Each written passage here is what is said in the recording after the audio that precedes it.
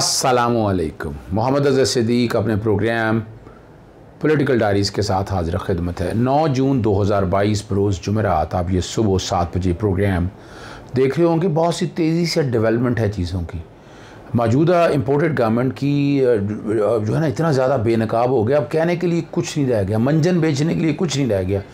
जो 3 बड़ी वजह थी इमरान खान साहब की गवर्नमेंट को टॉपल करने की, वो इनके गले ऐसे पड़ी हैं ये संभाल ही नहीं पा रहे। महंगाई आउट ऑफ रीच मैं बात लफ्ज़ इस्तेमाल कर रहा हूँ आपके हवाले से।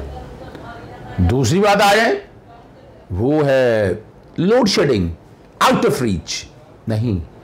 वो आते हैं तकरीरें, प्रेस कॉन्फ्रेंस, हफ्ते को मार्केट बंद कर रहे हैं, हम पता नहीं क्या कर रहे हैं। आप तो कहते थे आपके पास तो बिजली की वाफर मिकदार थी पैदा करने के लिए, कहाँ गई वो?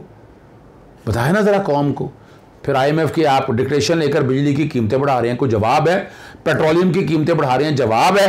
उन्होंने तो कहा हमने तो टारगेटेड सब्सिडी रखी थी और सारे काम बैठकर लेकर रखे हुए थे। आज लेते हैं ना, साइफर रजीम में आकर आपने ऑपरेशन रजीम चेन में सत्यानाश कर दिया। रशिया से तेल सस्ता लेते तो इस कौम का कितना फ़ायदा होता।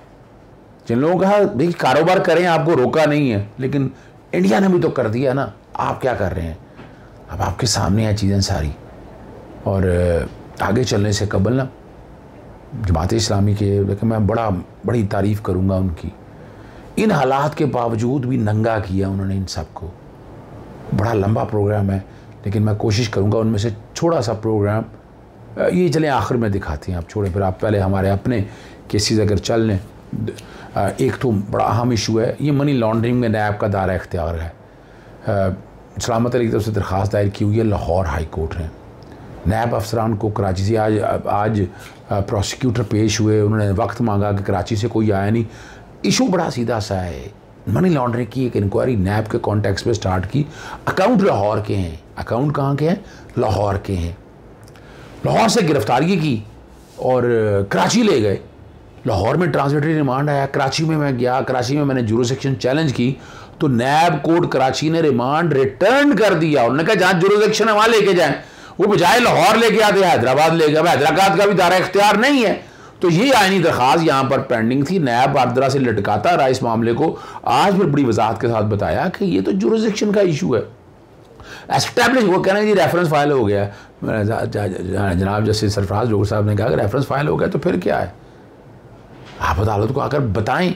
जस्टिस सरदार अहमद नईम और जस्टिस सरफराज डोगर साहब ने इस केस की समाअत की है। मामला सारा लाहौर में था, गैर कानूनी तौर पर ट्रांसफ़र किया। नैबला भी बात करता है दायरा इख्तियार जुरिसडिक्शन लाहौर की थी और कराची भी इंक्वायरी हुई। कमाल की बात है, रेफरेंस हैदराबाद फाइल किया।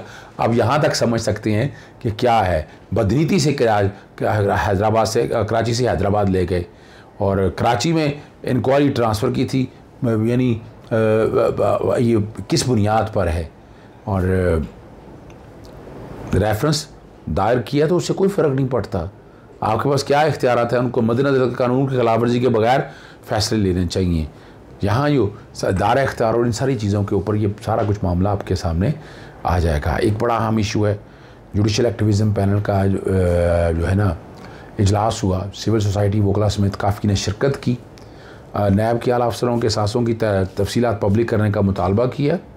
जब से नैब का क़याम हुआ है अब तक तैनात आला अफसरों के असासे भी पब्लिक किए जाएँ। और आपको पता है कमरुज़्ज़मान साहब फेमस चेयरमैन रहे हैं, वो और उनके बच्चों के असासे सामने आनी चाहिए ना। कौम को पता चलना चाहिए क्या कुछ किया है। नैब आर्टिकल 19 और 19 के तहत मालूमात वेबसाइट पर जारी करे। अगर 7 दिनों में ये पब्लिक नहीं की तो आला अदालतों से रुजू किया जाएगा। आज 2 अहम मैंने केस लगे हुए हैं जस्टिस शाहिद करीम के पास। एक है महंगाई के ख़िलाफ़, जो बदतरीन सूरत हाल है ना, लाहौर हाई कोर्ट में मैंने चैलेंज की है। फूड सिक्योरिटी का इशू है। वफाकी हुकूमत, फूड सिक्योरिटी मिनिस्ट्री है, सूबाई हुकूमत, सेक्टरी इंडस्ट्रीज़ वगैरह को ये फरीक बनाया है। वफाकी और सूबाई हुकूमतें महंगाई कंट्रोल करने में नाकाम है। यही इल्ज़ाम था ना इमरान खान के ऊपर। इमरान खान की गवर्नमेंट पे यही तो इल्ज़ाम लगाया था आप लोगों ने। और क्या इल्ज़ाम लगाया था? नहीं कर सके कंट्रोल। अब जवाब क्या है? आपके पास कुछ नहीं है, सिर्फ हुकूमत कब्जे में आ गई है आपकी। और आइन के आर्टिकल देखें, 4 की, 5 की, 9 की, 14 की, 37 की, 38 की खिलाफ वर्जी है। बार बार राब्ते किए कि महंगाई कंट्रोल किया जाए, लेकिन वफाकी और सूबाई हुकूमतें हाथ पर हाथ धरे रहे, कुछ नहीं किया।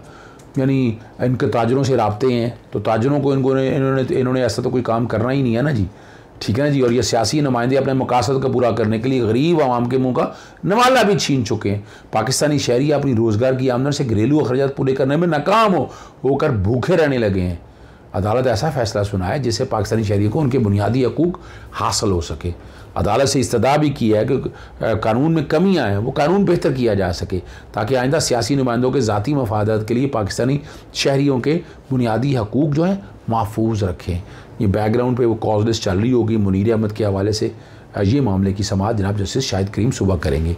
दूसरा अहम आपको है एलानी और गैर एलानिया लोड शेडिंग के हवाले से मामला है, और आपको वो पता है मुझे मैंने लाहौर हाई कोर्ट में दायर कर दी। इससे पहले मैं पेट्रोल की कीमतों का तयन करने के हवाले से मैंने 2014 में जब 13 में जस्टिस उमर अता बिन दयाल चीफ जस्टिस थे, उस वक्त ये मामला किया था और एक डायरेक्शन दी थी कि इसको कैसे कैटर करना है, कैसे कंट्रोल करना है। अभी तक कुछ नहीं किया उन लोगों ने। यानी उस कॉन्टेक्स्ट में अभी तक हम यानी कंट्रोल ही नहीं कर पाए। अलानी और अब वजह है कि सर्कुलर डेट 480 अरब रुपये का डाका मारा था इन लोगों ने, और जिस तरह पैसे IBPs को दे दिए, महंगे कॉन्ट्रैक्ट किए, ये सारा कुछ रिकॉर्ड पे, ये सारा कुछ कौम के सामने नहीं ला रहे हैं। हमारा मकसद क्या है? बुनियादी हकूक़ के तहफ़्फ़ुज़ की बात है, हम पब्लिक इंटरेस्ट की बात करते हैं, और ये अदालतों में ले जाने का मकसद हमारा बाखुदा यही है। हम अवाम आर्टिकल देखें, बुनियादी हकूक़ के तहफ़्फ़ुज़ की बात कर रहे हैं। तो आप यानी यहाँ गरीब आदमी क्या करेगा? बिल पूरा दे रहा है, बिजली महंगी कर दिया आपने, लाए ना, कैसे पूरा करेंगे ना? इमरान खान की गवर्नमेंट पे ये डाला था, आ जाए आप करके दिखा दे पूरा। आप तो बातें कर रहे थे कि हमारे पास बहुत ज़्यादा कुछ है, इतना कुछ हमारे पास तजर्बाकार लोग हैं, $60 और डॉलर चले, वो रह गए। मुफ्ता इस्माइल या मिफ्ता इस्माइल जो भी है वो भी नाकाम हो गया। और हंसते हैं हम, यानी इस कौम पे ठाठे मार के यानी ठटे मारते हैं इनके ऊपर। शर्म नहीं आती इन लोगों को? क्या किस मुंह से ये बैठ के हुक्मरानी कर रहे हैं? हक़ हुक्मरानी तो खो बैठे हैं, और अब मौका आ गया है साइफर वाले मामले का। चलते हैं आखिर में चलते हैं। आपको मैं तब ना जो टीवी प्रोग्राम के ऊपर बहुत खूबसूरत बात की टीवी में तकरीर में पहले चला चुका हूँ, अब ज़रा सुनिएगा। उन्होंने बहुत ज़बरदस्त जवाब दिए।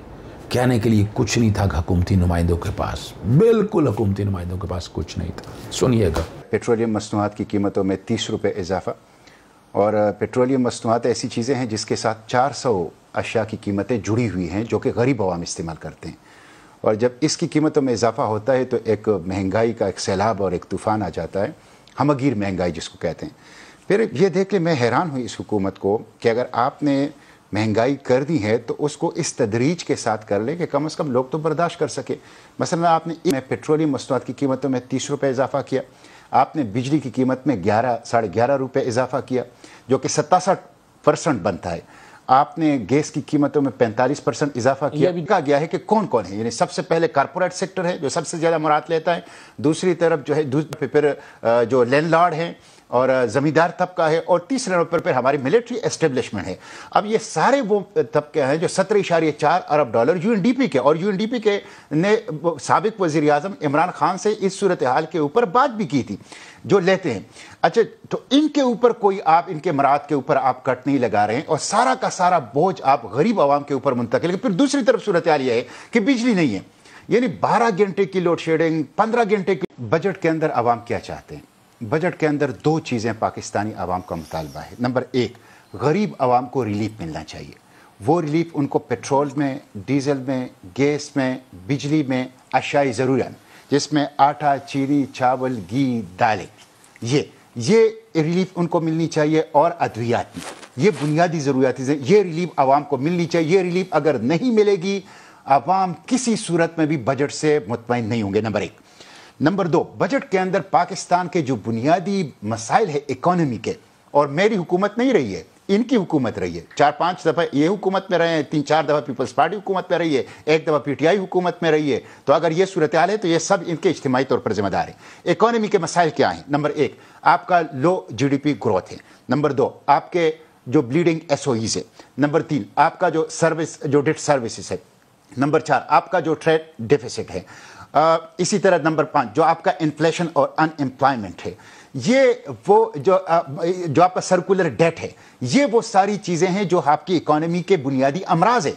जब नालायकी की वजह से हर दूसरे साल उनके दरवाजे पे खड़े होते। देखिए, मैं तो इसको नालायकी भी अब नहीं कहता, ये तो 20 प्रोग्राम हो गए, ये अब मर्ज हो गया है। मर्ज हो गया, यानी मजबूरी एक दफ़ा होती है, चलो नालायकी 2 दफ़ा और 3 दफ़ा हो गई, जब आप 20 दफ़ा ये लेते हैं इसका मतलब है ये मर्ज है, आपको ये मर्ज लाहिक हो गया है। और ये मर्ज जो है ये अब स्टेटस को इकदामात से, होम्योपैथिक इकदामात से नहीं होगा। जिस तरह आपने बात की out of box thinking, surgical जो आप ड्रास्टिक चेंजेस, उसके ज़रिए से हमें।